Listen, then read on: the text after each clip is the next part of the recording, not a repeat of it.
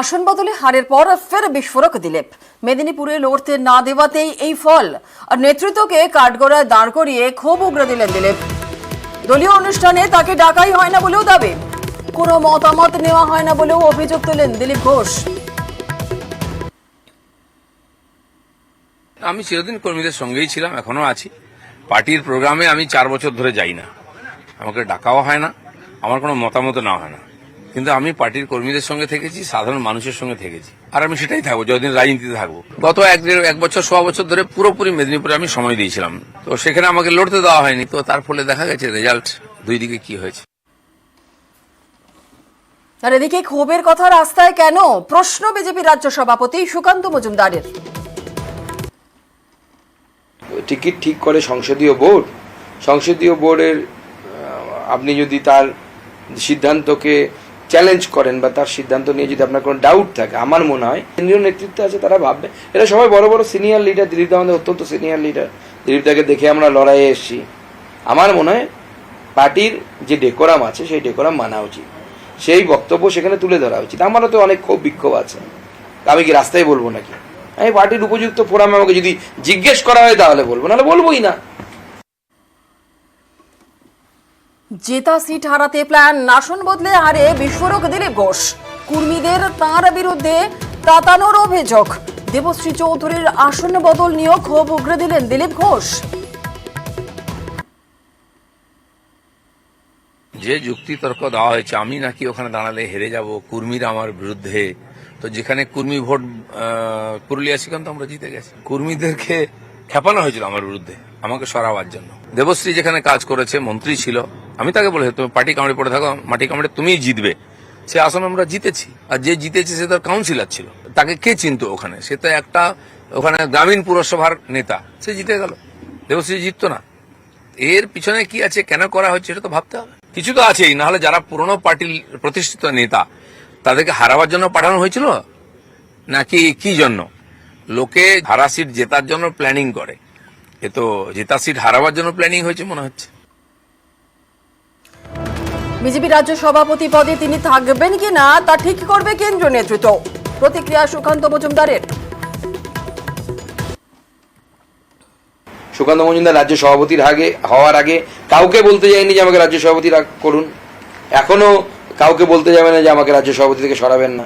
যদি কেন্দ্রীয় নেতৃত্বের মনে হয় তারা রাখবে, না রাখবে না, আমার কি?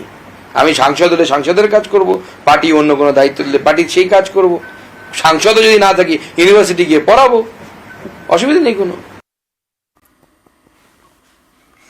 ইস্যু ধরে ধরে সুকান্তর দাবি নাকচ দিলীপের। 19-এর পর খড়গপুরে হার নিয়ে কটাক্ষ সুকান্তর। রাজ্য সভাপতির নাম নিয়েই পাল্টা দিলীপের। যারা এসব বলছেন পিঠ বাঁচাতেই বলছেন মন্তব্য দিলীপের। ভোটের হিসেব নিকেশ পেশ করতেই তোপ দিলীপের।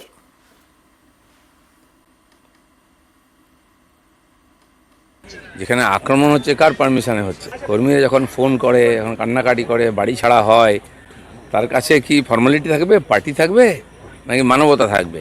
বহু কর্মী আজকে লোকসভা ভোটে আমরা সবসময় এগোই, বিধানসভায় পিছিয়ে থাকতাম। তো 19-এর লোকসভায় প্রায় 41% ভোট পেয়েছিলাম আমরা, আর সেটা 21-এ নেমে 38-এ নেমেছিল। এবারে লোকসভা তো আমরা চেষ্টা করতাম যে 41টা পার হয়ে যাক, কিন্তু সেটা আবার কমে গিয়ে 38-39-এ চলে এসছে। এটা পর্যালোচনা, বিধানসভার ভোটে কেন চলে গেল লোকসভাটা? নরেন্দ্র মোদীর নামে ভোট হয়েছে, সংগঠন বেড়েছে, এত নেতা এসে গেছেন, এবার তো প্রধানমন্ত্রীও প্রত্যেক জায়গায় প্রায় গেছেন, এত এমএলএ এমপি আছেন, তারপরেও কেন আশানুরূপ ফল হয়নি? ভাবার দরকার আছে কিনা। আর এখানেই শেষ নয়, দলের সঙ্গে সমন্বয় রেখে জেলায় যাওয়ার পরামর্শেও খড়গহস্ত দিলীপ। সুকান্তের পরামর্শে প্রশ্ন তুলে সরাসরি তোপ দিলীপের। হামলা যদি পরামর্শ নিয়ে না হয়, তবে কর্মীদের মনোবল চাঙ্গা করতে জেলায় যেতে কেন দলের অনুমতি নিতে হবে, প্রশ্ন পদ্মনেতার।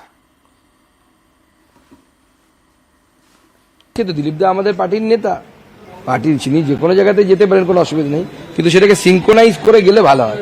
পার্টির যারা নেতৃত্ব আছে সবাইকে সব জায়গায় যেতে হবে, বিভিন্ন, যাতে সব গোটা পশ্চিমবঙ্গটা আমরা কভার করতে পারি।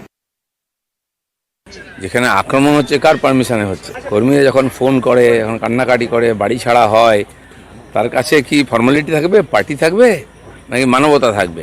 বহু কর্মী আজকে বিভিন্ন জেলায় জেলা অফিসে এসে থাকছেন ওনারা, এখানে এসেছেন সুন্দরবনের থেকে আমাদের কর্মীরা আমার সঙ্গে দেখা করলেন, এসে তারা ভোটের পরে চলে এসেছেন। প্রোগ্রাম করার জন্য পারমিশন নিতে হয়, কারোর সঙ্গে দেখা করার জন্য কোনো পারমিশন নেওয়ার দরকার হয় না।